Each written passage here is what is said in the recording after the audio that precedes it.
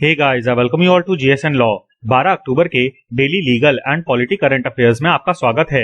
ये video advocates, CA, CS और इन सभी प्रोफेशन से जुड़े स्टूडेंट्स के लिए भी है। और अगर आप यूपीएससी, पीएससी, जुडिशरी या फिर किसी अन्य एग्जाम की तैयारी कर रहे हैं तो भी आपको ये वीडियो जरूर देखना चाहिए। शुरू करने से पहले मैं आपको बता दूं कि आप हमसे in different social media platforms पे जुड़ सकते हैं और अगर आपका कोई क्वेश्चन है तो आप मुझसे कोरा पे पूछ सकते हैं।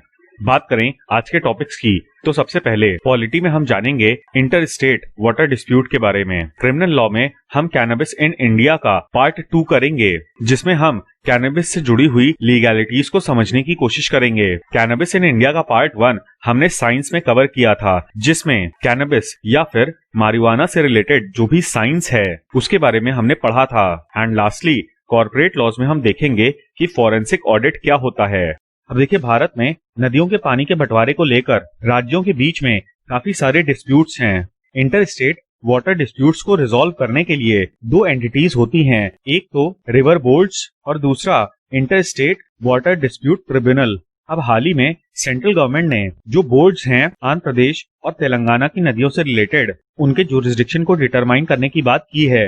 इसके पहले central government, Andhra Pradesh government और तेलंगाना गवर्नमेंट के बीच में एपेक्स काउंसिल मीटिंग हुई थी। अब देखिए, इंटर स्टेट वाटर डिस्प्यूट क्या होता है। दो या दो से अधिक राज्यों के बीच में यदि कोई नदी दो या फिर दो से अधिक राज्यों से गुजरती है तो उनका डिस्ट्रीब्यूशन और कंट्रोल कैसा होगा, इसके लिए स्टेट्स के बीच में डिस्प्यूट्स अराइज हो जाते हैं। अब देखिए, ज्यादातर जो डिस्प्यूट्स हैं भारत में वो सब साउथ इंडियन रिवर्स से रिलेटेड हैं। जनरली हिमालयन रिवर्स में डिस्प्यूट्स देखने को नहीं मिलते, क्योंकि हिमालयन रिवर्स पेरेनियल होती हैं, मतलब उनमें साल भर पानी रहता है। जबकि साउथ इंडियन रिवर्स की बात करें तो ये ज्यादातर रेनफॉल पे डिपेंडेंट होती हैं और इसी वजह से water resources are scarce in these regions.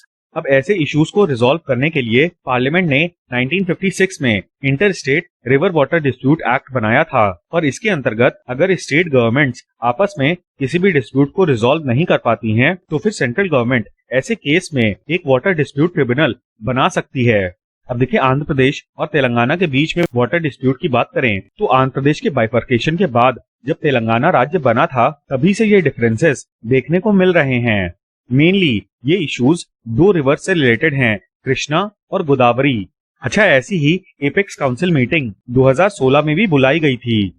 Apex council में सेंट्रल गवर्नमेंट और जो भी कंसर्न्ड स्टेट्स हैं वो आते हैं। अब सबसे पहले तो इस मीटिंग में ये तय किया गया कि सेंट्रल गवर्नमेंट जल्दी ही कृष्णा और गोदावरी रिवर के मैनेजमेंट बोर्ड्स के जुरिस्डिक्शन को डिसाइड करेगी। इसके अलावा दोनों ही स्टेट्स अपने नए इरिगेशन प्रोजेक्ट्स के ऊपर डिटेल्ड प्रोजेक्ट रिपोर्ट्स सबमिट करेंगे ताकि जो एपेक्स काउंसिल है वो उसको अप्रूव कर सके।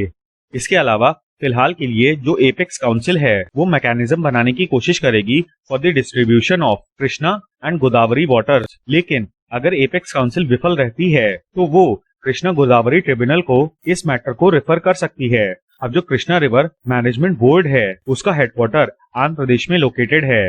अब यहाँ पर आप कुछ बेसिक चीजों को भी जान लीजिए। सबसे पहले तो आर्टिकल 262 में इंटर स्टेट वाटर डिस्प्यूट्स के एडजुडिकेशन की बात की गई है और आर्टिकल 262 के अंतर्गत पार्लियामेंट ने दो एक्ट्स पास किए हैं, एक तो रिवर बोर्ड्स एक्ट 1956 और दूसरा inter state water disputes act. अब जो रिवर बोर्ड्स हैं वो रिवर बोर्ड्स एक्ट के अंतर्गत एस्टैब्लिश किए जाते हैं for the regulation and development of inter state rivers and their valleys. अच्छा, एक और चीज ध्यान रखिएगा कि जो रिवर बोर्ड है वो बनाया तो सेंट्रल गवर्नमेंट के द्वारा जाता है but on the request of the state governments concerned.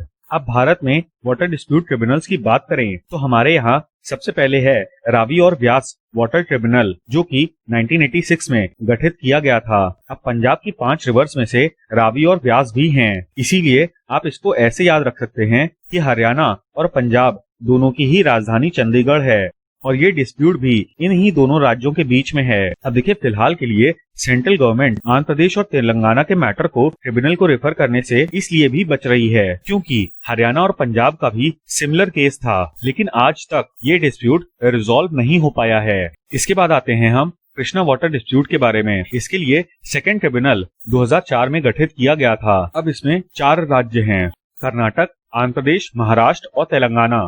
Vasundhara water dispute tribunal की बात करें तो ये 2010 में गठित हुआ था और ये आंध्र प्रदेश और उड़ीसा के बीच में जो वसुंधरा रिवर के लिए डिस्प्यूट है उसको सॉल्व करेगा, जबकि Mahadayi water dispute tribunal same year में गोवा, कर्नाटक और महाराष्ट्र के लिए बनाया गया था। यहाँ पर ध्यान रखिएगा कि महादायी और महानदी अलग अलग हैं और जो महानदी का ट्रिब्यूनल है वो उड़ीसा और छत्तीसगढ़ के बीच में है और इसको 2018 में कॉन्स्टिट्यूट किया गया था। जब से सुशांत सिंह राजपूत वाले मामले में ड्रग्स का एंगल आया है तभी से कैनबिस, जिसको हम वेरियस नामों से जानते हैं, for example marijuana, weed, bhang etcetera, ये काफी ज्यादा न्यूज में है। इसके पार्ट 1 को हमने डेली जीएस कैप्सूल के साइंस में डिस्कस किया था और ये समझने की कोशिश की थी कि कैनबिस का क्या इफेक्ट होता है ह्यूमन बॉडी पे। आज हम narcotic drugs and psychotropic substances act 1985 के बारे में पढ़ेंगे। इस एक्ट के अंतर्गत कल्टीवेशन, सेल, पोजेशन और ट्रांसपोर्टेशन ऑफ कैनबिस प्रोहिबिटेड है। अब देखिए सेंट्रल लेवल पर एनडीपीएस एक्ट तो है ही, साथ ही साथ कई सारे स्टेट्स में उनके खुद के लॉज हैं। अब देखिए एनडीपीएस एक्ट में 2 शब्दों का इस्तेमाल हुआ है, चरस और गांजा। सेक्शन 2(3) में चरस की डेफिनेशन के हिसाब से चरस एक तरीके का सेपरेटेड रेजिन है। एक हिसाब से देखा जाए तो कैनबिस प्लांट से ये सेमी सॉलिड फॉर्म में डिराइव किया जाता है और इसी वजह से इसमें हशीश ऑयल या फिर लिक्विड हैश भी शामिल है। दूसरी तरफ गांजा रिफर्स टू फ्लावरिंग और fruiting tops of cannabis plant, यानी कि जो फूल और कलियां होती हैं कैनबिस प्लांट की उसको हम गांजा कहते हैं। और ये भी याद रखिएगा कि it does not include seeds and leaves. अब कैनबिस प्लांट के फूल से कोई भी मिक्सचर या फिर ड्रिंक प्रिपेयर की गई है तो भी वो इसी डेफिनेशन में इंक्लूड होगी। कुल मिलाके एनडीपीएस एक्ट प्रोहिबिट करता है sale and production of cannabis resin and flowers, जबकि सीड्स और लीव्स प्रोहिबिटेड नहीं हैं। अब देखिए स्टेट लॉज की बात करें तो यूपी और राजस्थान में अल्कोहल शॉप्स की तरह ही लाइसेंस ऑथराइज्ड शॉप्स हैं for the sale of cannabis leaves. However दिक्कत इस बात की है कि जो इलीगल कैनबिस है वो भी यंगस्टर्स के लिए एक्सेसिबल है। And the problem with illegal cannabis is कि आपको पता नहीं होता कि लीव्स को किस मटेरियल से लेस किया गया है, जिसकी वजह से कैनबिस कंज्यूमर्स अगर कैनबिस पे डिपेंडेंट ना हो तो वो उस केमिकल पे डिपेंडेंट हो जाते हैं जो कि इलीगल कैनबिस में मिलाया जाता है for intensifying it's intoxicant effects. Section 10 of NDPS act के हिसाब से स्टेट्स कैनबिस का cultivation, production, manufacture etcetera regulate कर सकता है। इसके अलावा सेक्शन 14 के अंतर्गत स्टेट गवर्नमेंट कैनबिस प्लांट के कल्टीवेशन को अलाउ कर सकती है for industrial purposes and horticulture purposes. अब यहाँ पर इंडस्ट्रियल पर्पसेस में हेम्प का इस्तेमाल होता है। Hemp is a strain of cannabis sativa. Cannabis के मेजरली 2 स्ट्रेन्स होते हैं, एक तो सटाइवा और दूसरा इंडिका। इसमें से सटाइवा कैनबिस की एक सब स्ट्रेन हेम्प होती है जिसमें काफी ज्यादा फाइबर पाया जाता है, which can be even used as a substitute to cotton, क्योंकि ये फाइबर काफी ज्यादा मजबूत भी होता है। सेक्शन 14 के अंतर्गत ही 2018 में उत्तराखंड गवर्नमेंट ने कॉमर्शियल कल्टीवेशन ऑफ हेम्प को अलाउ कर दिया था। इसके 2 कारण हैं। एक तो पतंजलि कैनबिस पे रिसर्च करना चाहता था for downgrading its THC contents and upgrading the CBD contents. इन दोनों ही कंटेंट्स के बारे में हमने डेली जीएस कैप्सूल में बात की है, लेकिन अगर हम दूसरी तरफ देखें तो आसाम और महाराष्ट्र जैसे स्टेट्स हैं जिन्होंने भांग के किसी भी तरीके के कंजम्पशन या फिर पोजेशन पे बैन लगाया हुआ है, तो legality of cannabis depends upon your local state laws. इसके अलावा सेक्शन 20 ऑफ एनडीपीएस एक्ट के अंतर्गत कैनबिस के यूसेज के लिए पनिशमेंट दी गई है। यहाँ पर एक चीज ध्यान रखिएगा कि ये पनिशमेंट मेडिकल और साइंटिफिक यूसेज के ऊपर लागू नहीं होती। अब देखिए एनडीपीएस एक्ट में हर ड्रग को 3 कैटेगरीज में बांटा गया है। इसमें से सबसे पहले है स्मॉल क्वांटिटी।